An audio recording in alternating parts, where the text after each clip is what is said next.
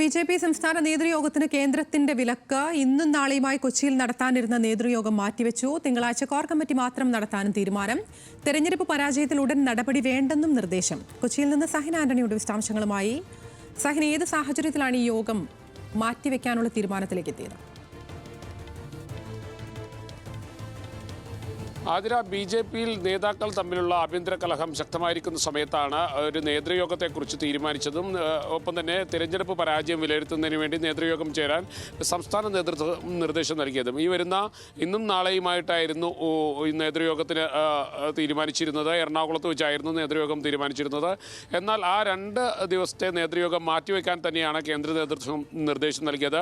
നിലവിലെ സാഹചര്യത്തിൽ തെരഞ്ഞെടുപ്പ് സംബന്ധിച്ചുള്ള ഒരു നേതൃയോഗം നടത്തേണ്ടതില്ല എന്നുള്ള ഒരു നിർദ്ദേശം നൽകിയുണ്ടായി. ഒപ്പം തന്നെ തിങ്കളാഴ്ച കോർ കമ്മിറ്റി യോഗം മാത്രം ചേർത്താൽ മതിയെന്നാണ് ആ നിർദ്ദേശം നൽകിയിരിക്കുന്നത്. അതും തെരഞ്ഞെടുപ്പ് പരാജയം വിലയിരുത്തുന്നതിന് വേണ്ടി കോർ കമ്മിറ്റി യോഗം ചേരേണ്ടതില്ല. സംഘടന തെരഞ്ഞെടുപ്പ് സംബന്ധിച്ച കാര്യങ്ങൾ മാത്രം അതിൽ ചർച്ചയായാൽ മതി എന്നുള്ളൊരു നിർദ്ദേശം നൽകിയിട്ടുണ്ട്. മാത്രമല്ല, തെരഞ്ഞെടുപ്പ് പരാജയം വിലയിരുത്തിയിൽ പെട്ടെന്നൊരു നടപടിയിലേക്ക് പോകേണ്ടതില്ല എന്നുള്ളൊരു നിർദ്ദേശം കേന്ദ്ര നേതൃത്വം നൽകിയിരിക്കുന്നു. കാരണം ബി.ജെ.പിയിൽ കൊഴിഞ്ഞുപോക്കിനുള്ള സാധ്യത കേന്ദ്ര നേതൃത്വം മുൻകൂട്ടി കണ്ടിട്ടുണ്ട്. ഇപ്പോൾ ഒരു തെരഞ്ഞെടുപ്പ് പരാജയം വിലയിരുത്തി ആ തെരഞ്ഞെടുപ്പ് പരാജയത്തിൻ്റെ ഭാഗമായിട്ടുള്ള സംഘടനാ നടപടികളിലേക്ക് പോയാൽ സ്വാഭാവികമായും കൂടുതൽ ആളുകൾ ബി.ജെ.പിയിൽ നിന്ന് വിട്ടുപോകാനുള്ള സാധ്യത തള്ളിക്കളയുന്നില്ല. മാത്രമല്ല, വിഭാഗീയ പ്രവർത്തനങ്ങളുടെ ഭാഗമായിട്ട് സംഘടനാ നേതാക്കൾ തമ്മിലുള്ള ഒരു പകപോക്കലായി ആ തിരഞ്ഞെടുപ്പ് പരാജയ വിലയിരുത്തൽ മാറുമെന്നുള്ള ഒരു വിലയിരുത്തൽ കൂടി കേന്ദ്ര നേതൃത്വത്തിനുണ്ട്. അതുകൊണ്ട് തന്നെയാണ് ഇപ്പോൾ ഒരു നടപടികളിലേക്ക് പോകേണ്ടതില്ല എന്നുള്ളൊരു നിർദ്ദേശം നൽകി കഴിഞ്ഞിരിക്കുന്നത്. മാത്രമല്ല,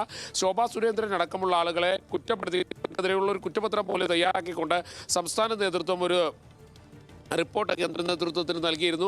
ഏറെക്കുറെ ആ കേന്ദ്ര നേതൃത്വം ആ റിപ്പോർട്ട് അംഗീകരിച്ചിട്ടില്ല എന്നുള്ളതാണ് മനസ്സിലാക്കാൻ കഴിയുന്നത്. ശോഭാ സുരേന്ദ്രനെ പോലെയുള്ള ആളുകളെ മാത്രം തെറ്റുകാരായി നിലനിർത്തിക്കൊണ്ട് മറ്റുള്ളവരെല്ലാം ശരിയാണെന്ന് വരുത്തേണ്ടതില്ല എന്നുള്ളൊരു താക്കീത് കൂടി കേന്ദ്ര നേതൃത്വം നൽകിയിട്ടുണ്ട്. എന്തായാലും ഞാൻ നേരത്തെ സൂചിപ്പിച്ചതുപോലെ തന്നെ നിലവിലെ സാഹചര്യത്തിൽ സംസ്ഥാന പാർട്ടിയുടെ പരാജയം വിലയിരുത്തുന്ന ഒരു നേതൃയോഗത്തിലേക്ക് പോകേണ്ടതില്ല. പകരം സംഘടനാ തെരഞ്ഞെടുപ്പ് സംബന്ധിച്ച കാര്യങ്ങളെല്ലാം ചർച്ച ചെയ്താൽ മതി എന്നുള്ളൊരു നിർദ്ദേശമാണ് നൽകിയിരിക്കുന്നത്.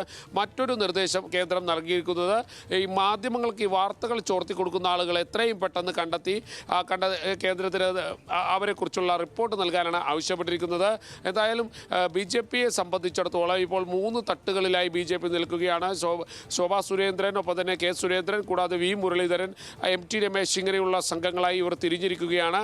അതുകൊണ്ട് തന്നെ സംസ്ഥാന നേതൃപദവിയിൽ നിന്നും കെ സുരേന്ദ്രനെ മാറ്റുക അല്ലെങ്കിൽ ആ സ്ഥാനത്തേക്ക് എത്താനുള്ള ഒരു നീക്കം വി മുരളീധരൻ ആരംഭിച്ചു കഴിഞ്ഞിരിക്കുന്നു. ഇതിനിടയിലാണ് എം.ടി. രമേശ് അടക്കമുള്ള സംഘങ്ങൾ, കൃഷ്ണദാസ്, എം.ടി. രമേശ്, എൻ രാധാകൃഷ്ണൻ അടക്കമുള്ള സംഘങ്ങൾ മറ്റൊരു വിഭാഗമായി മാറി നിൽക്കുന്നത്.